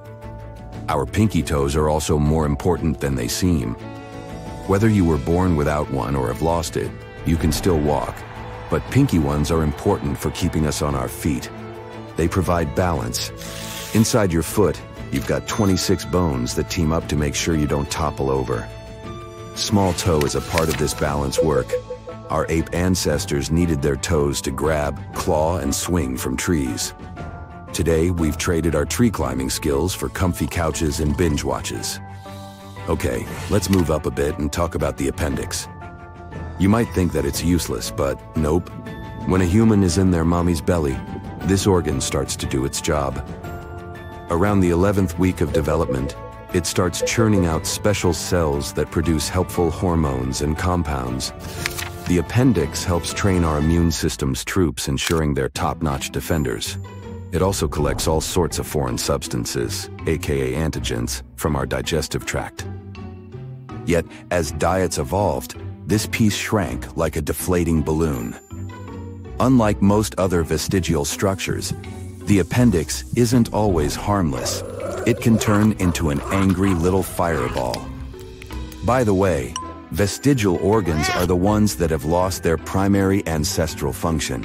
These structures mostly lack an apparent purpose. Another famous vestigial example is wisdom teeth. Those are pointless and have been causing us trouble for ages. Yet nearly 95% of us have them, and 90% might even have to deal with the drama of an impacted wisdom tooth at some point. If you don't have them, you might consider yourself lucky. Here's an additional interesting fact about wisdom teeth. Even though your teeth have a mineral softer than what's in shark teeth, new tests show that they're just as resilient. The coating on shark teeth is actually similar in hardness to the enamel on a human wisdom tooth. It's because their surfaces are made of mineral crystals held together by proteins. These prevent them from shattering easily upon impact. So the difference in how we and sharks use our teeth comes down to their design, not their toughness. Anthropologists have examined ancient skeletons. They think our ancestors needed these extra teeth to chew tough stuff, like roots and raw meat. Back then, those extra teeth came in handy. But then, we discovered cooking, and suddenly, our food got softer, and our jaws got smaller. Geneticists have their own take on this subject. It involves a gene called MYH16, which seems to play a role in both brain size and jaw characteristics. Yet, the exact part it played in our evolutionary story is still a bit of a mystery. Now, another pointless thing is the eyelid. Well, not the regular eyelid. You know, that little pink thing hiding in the corner of your eye. Birds and some other furry pals use it to fend off dust and debris trying to mess with their eyes. But in us humans, it's mostly vestigial. Meet the palmaris longus. About 85% of us still carry it around. Maybe you also have it. You can test it by putting your hand on a flat surface and making your pinky and thumb meet. If you spot a little tendon band doing the limbo in the middle of your wrist, then you've found it. It was there for gripping stuff and swinging around like Tarzan. We can carry on with the grasping trick. Even before you're born, around 16 weeks into your time inside your mom's tummy, you're already practicing your grip. You start by grabbing onto the umbilical cord. When you finally arrive in the world, this reflex helps you hold on to things. Fun fact, small monkeys can hang on one hand for ages, thanks to a similar trick. Yet, we humans lose this super grip when we're around 3 months old. When you're still in your mother's womb, you also have a mini tail. But as you grow, it disappears, and those tiny vertebrae become your tailbone or coccyx. Humans and our ape cousins don't have tails like other animals. Our ears, too, have vestigial muscles. They help animals hear better and express their feelings. But in humans, these ear muscles don't do much. We've figured out other ways to listen and show our emotions. Yet some of us can still wiggle our ears with practice. Surprisingly, toenails also count as a vestigial thing. I mean, they function as the initial line of defense. They protect the body against harmful microorganisms. In our evolutionary journey, we used our fingernails and toenails for defense, digging, and climbing. In the modern world, fingernails still come to our rescue, whether it's for peeling fruit or that sweet sensation of scratching an itch. Yet, toenails have retired. But hey, we can apply nail polish to them. For fashion's sake, they certainly work for many people. It's not just humans who have useless limbs or organs. In 1798, an anatomist examined a peculiar bird incapable of flying. He documented his observations. This avian species was none other than an ostrich. Ostriches and cassowaries are just a few examples of birds possessing vestigial wings.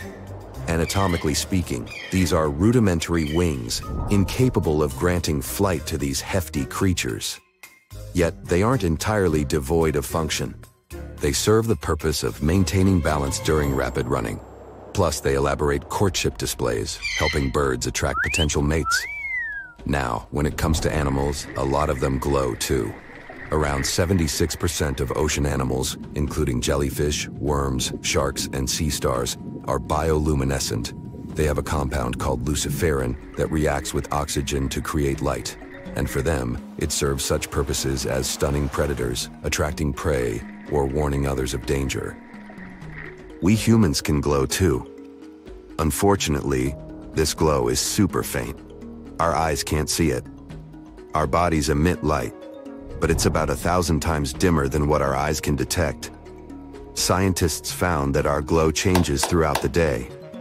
It's the faintest in the morning and the brightest in the late afternoon. Our faces glow more than the rest of our bodies. They think it's because our faces get more sun exposure and have melanin, which has components that can boost light production. Some body tricks distinguish us from the rest of the animal kingdom. For instance, do you know that humans are the only animals capable of blushing? It seems we've got the exclusive rights to this rosy-cheeked phenomenon. When we find ourselves in an embarrassing situation, our blood vessels dilate. That's what gives us those blushes. Embarrassment is a pretty complex emotion. It's all about understanding what others think of us. This might be too advanced for other animals. Interestingly, bald uakari monkeys can also blush, but not in the same sense. For them, this is a show of their good health. Speaking of good health, we should honor our gut. Your gut includes the stomach, liver, and more. It's often called the second brain. This second brain has its own nervous system. It has 100 million messengers. They send info to the rest of your body. Even if the gut-brain connection is cut, it keeps working. It ensures your digestive system functions on its own. You know what? In 10 years from now, you'll be a completely different person. Well, at least your skeleton will be. To reach its adult size, your skeleton went through a process called modeling, which means the development of growth and formation. Turns out it regenerates completely once every 10 years or so. This entire process ensures you always have healthy bone cells, which can support you and provide calcium to your body. And speaking of ways the body regenerates, every second you make 25 million new cells. I'll do the math for you.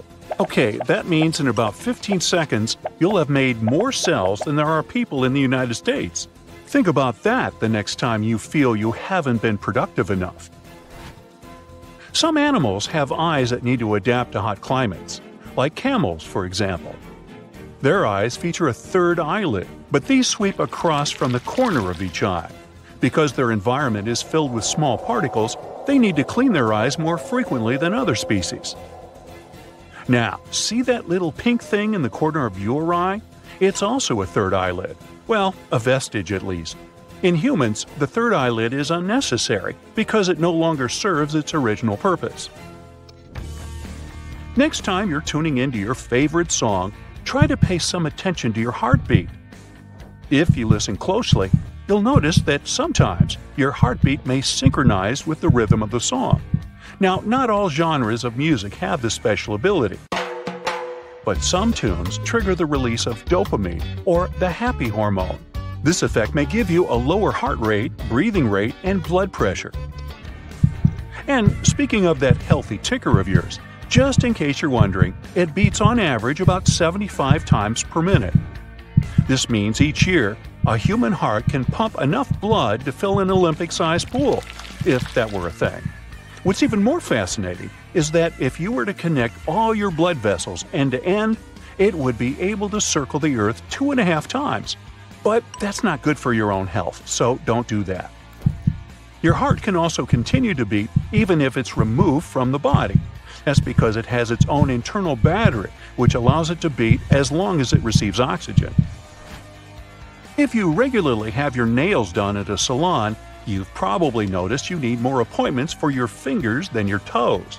That's because fingernails do grow faster. The definitive scientific answer is still up for debate, but many specialists think it's because fingernails used to be claws, somewhere back in our ancient history. These days, they're flatter and have widened a bit, and it all happened when primates started using tools in their day-to-day lives, like stones and branches, so there was less use for claws. Once they got flatter, it meant nails wouldn't have gotten in the way if primates wanted to use the palms of their hands. As for why fingernails grow faster than toenails, the short answer may be the fact that we use our hands more than your feet. As such, our fingernails are more exposed, and we may have evolved to grow them faster.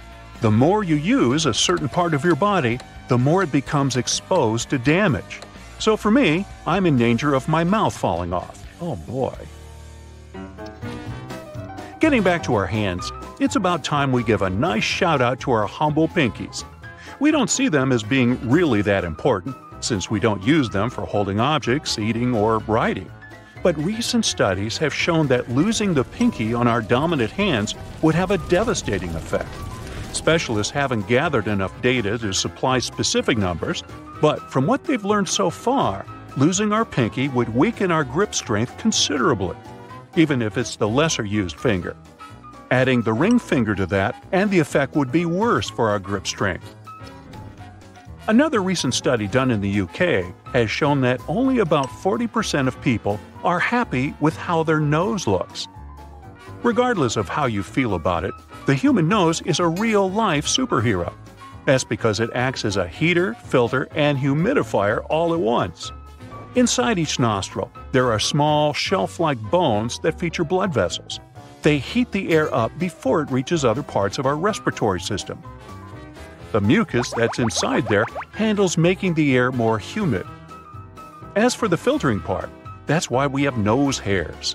Small particles get stuck on these small hairs, which helps prevent pollen, spores, viruses, or bacteria from reaching our lungs. Now, when watching cartoons, we're led to believe that the sound our heart makes is because it's touching its environment while beating. Well, it turns out that sound is actually made by the opening and closing of the heart valves. They're like small doors inside our hearts that open and close to pump blood correctly from one side of the heart to the other. For our bodies to work, blood needs to move at the right time and in the right direction, or else. Now let's talk teeth. Throughout your entire life, you'll probably spend up to 40 days total just brushing your teeth. And in case you're still wondering, teeth are not in fact bones, even though they do have a lot in common. One of the primary differences between bones and teeth is that our bones can regenerate. They are living tissue. Our teeth are not, and they remain permanently damaged once broken. Now here's another shocker. We are the only species on this planet to have a chin. There's still some debate about this subject in the scientific community, but one of the reasons why seems to be to make our jaws stronger. As humans have continued to evolve, their teeth and the muscles in their jaws got smaller and smaller, so they needed something to help with increased jaw resistance. Now, most of us have developed some specific traits depending on the area of the globe in which we live. But there is a group of people, specifically those who live in higher altitudes, that develop some pretty cool traits. That's because high-altitude environments come with less oxygen. Not only do these people survive in these locations, but they've adapted so well that they actually thrive. In the Andes Mountains of South America, people have evolved red blood cells that can carry much more oxygen. It makes their overall circulatory system much more efficient. People living in Tibet have to endure similar conditions, but surprisingly, they have adapted differently. In Tibet, they can take more breaths so that they can properly oxygenate their bodies. You've probably heard the myth about dreams only lasting a couple of seconds in reality. Turns out that yes, some of them do, but not all dreams are the same.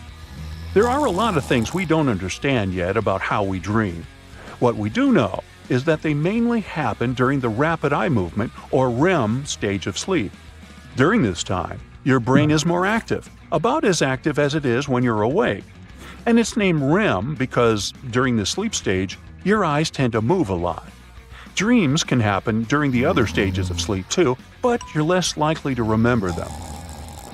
As for the length of each dream, they can go from a few seconds to even 20 to 30 minutes. Also, you're more likely to remember a dream if you've woken during the REM stage. Most people have 3 to 5 dreams per night, but some people can have up to 7. I know, seems unlikely, but remember, you immediately forget most of what you dream. Just like we have unique fingerprints, we also develop unique tongue prints. Research has shown that those approximately 10,000 taste buds on our tongues are laid out in a one-of-a-kind pattern. Truth is, about 80% of what you believe is taste is actually smell. That combination of taste and smell that we perceive is what we come to know as flavor. That's probably because our sense of smell is around 10,000 times more sensitive than our sense of taste. Our mouths have also another cool superpower called mouthfeel. With the help of the somatosensory system, it allows us to sense the texture of our food. The system is activated by physical touches, such as pressure, touch, or vibrations. It's even sensitive to pain and temperature. We also use our tongues to identify the size, form, and texture of food, which is crucial for proper chewing and digestion. Hey, tongues are also good for wagging, sticking out at certain people, and trumpet playing. Now, I've tried this one myself too. Pinch your elbow as hard as you can. You barely feel pain. How come? Well, different areas of your skin have different nerve endings. Our bodies are designed to be more sensitive to pain in places that are at higher risk of getting damaged. Those important parts have more nerve endings so that we're more alert and able to protect ourselves. And thick skin, like that on elbows, has fewer pain detectors. Now, I'm not talking about the tingling, jolting pain you can feel when you hit your elbow against something. Oh, that feels almost like your entire arm has been electrocuted. It's not a feeling I would consider funny, but it comes from the funny bone. Now, the funny bone isn't actually a bone. It's a nerve that starts in your spine, goes through your neck, through your elbow, and through your fingers. Its real name is the ulnar nerve. It's one of the 3 primary nerves in your arm, and it provides sensation to the fingertips. Your ulnar nerve is well protected by muscle, fat, and bone. But there's one spot at your elbow where this nerve is exposed, and that spot is, the funny bone. A different but real version of Achilles' story, huh? Okay, so now you know why it hits so different when you bump your funny bone and why you feel nothing when you pinch your elbow. Now, the next phenomenon is related to socially awkward moments. Okay, maybe not entirely. It might happen when your crush gives you a compliment. I'm talking about blushing. Now, I'm not sure those butterflies in your stomach exist when you're in love. But I'm sure of this, when you blush, your stomach lining also turns red. Yeah, I've looked. The stomach lining is the tissue that protects your stomach walls from the acid inside. When you blush, it also turns red because blushing happens when the blood rises to the surface of the skin. This affects the stomach too. Now, this is a natural process, a physiological response to the change in your emotions. Now, since we're talking about the stomach, it might be a good time to mention that the stomach fluid has the ability to melt a steel table. Yup. This means the acid would be able to digest your internal organs. Luckily, the stomach lining prevents this from happening. Number 3 is about letting you know that you can glow in the dark. Now, don't turn off the lights just yet. You can't see it with the unaided eye. These visuals of glittering human bodies come from ultra-sensitive cameras. Japanese scientists were the first to capture the images of human bioluminescence. Only ultrasensitive cameras can reveal that our bodies emit tiny amounts of light, because this light is 1,000 times weaker than the human eye can detect. Apparently, all living creatures produce a small amount of light thanks to the chemical reactions in their cells. Humans are newly added to this list. The researchers had been photographing the upper bodies of the volunteers for several days. The results showed that the amount of emitted light followed a 24-hour cycle. The glow is at its highest in late afternoon and lowest late at night. Plus, the brightest light is emitted from the cheeks, forehead, and neck. Interestingly, this does not correspond with the brightest areas caught by thermal cameras. Did you know you're a little bit taller in the morning than you are later at night? Yes, I've been measuring you. Seriously, this height difference is related to gravity. Its force compresses the cartilage in your spine and knees when you stand up or sit down throughout the day. But when you're lying down, your spine decompresses and relaxes. That's why when you wake up in the morning after resting in bed all night, you're taller. The increase in height is not even above an inch, so don't bet on who is taller after hearing this information. Fun fact, astronauts returning from a mission are a few inches taller than they usually are on Earth. It's because of the lack of gravity on the International Space Station. They don't remain that tall forever, though. When they're on the Earth again, gravity gradually squeezes them back down to their usual height. Now, let's get back to the organ we've already spoken about, the skin. Yes, the skin is an organ. In fact, it's the largest organ in your body. It contributes to about 15% of your body weight. What else does this organ do besides covering your body? It performs vital functions. For instance, it protects your body from external physical and biological harm. Plus, it prevents excessive water loss. Now, I can't help wondering what other surprises the human body has in store for us. But right now, let's move on to the animal planet. Owls don't have eyeballs. Instead, they have something called eye tubes. Their rod-shaped eyes do not move in their sockets as our eyeballs do. That's why owls would have to move their entire bodies to look around. But moving their torsos would make some noise, and other animals would hear it. So owls have evolved to have necks that can twist to around 270 degrees, and they move super silently. But why the concern? Well, night vision requires large corneas to get as much light as possible. This is the main reason why most nocturnal animals, such as the slow loris or tarsier, have big eyes. For owls, it works a little differently. Since they have small heads, such large eyes wouldn't be able to fit inside. Now, even though these creatures don't have eyeballs, they have 3 sets of eyelids.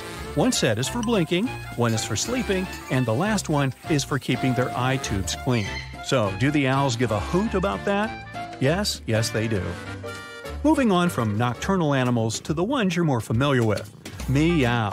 Cats have an extra organ that allows them to taste scents in the air.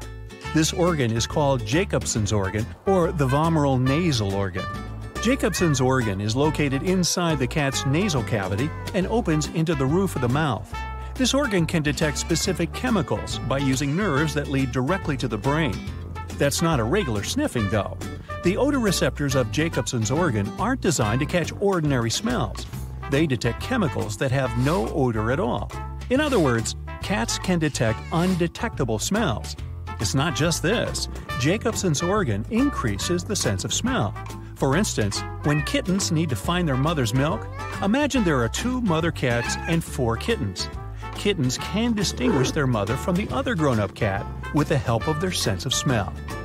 Now, when 2 people meet, they assess each other's body language. Cats can usually do this by sniffing each other's heads. This greeting releases pheromones that can tell a lot about one cat to the other, like what the other feline likes to eat or if they are healthy or not. They can even evaluate whether the other cat is happy or moody, all thanks to Jacobson's organ. Now, another fact about cats. Their nose has distinct ridges that look like a pattern. Similar to our fingerprints, every cat has a unique nose print. It can be used as a form of identification. Okay, cat, we can nail you for breaking the vase. We have your nose prints all over it. Now, do you want to cut a deal? Just tell us what you know about the dog and that chewed-up DVD. Dog lovers? No, I didn't forget about you. Here's a myth you've probably heard. Dogs are colorblind. But they aren't. However, it is true that the color range they can detect is limited compared to the spectrum humans can see. Their color palette consists mostly of yellows, blues, and violets. Our reds, greens, and oranges are not noticeable to them. Now this one is about turtles. These animals cannot leave their shells and get back whenever they want. In fact, they are completely attached to their shells. These shells grow with turtles, similar to the human skin. A turtle's shell consists of 50 bones. It also includes a skeleton with the spine and rib cage. So, they go on vacation with it. It's kind of like an RV that you can't get rid of.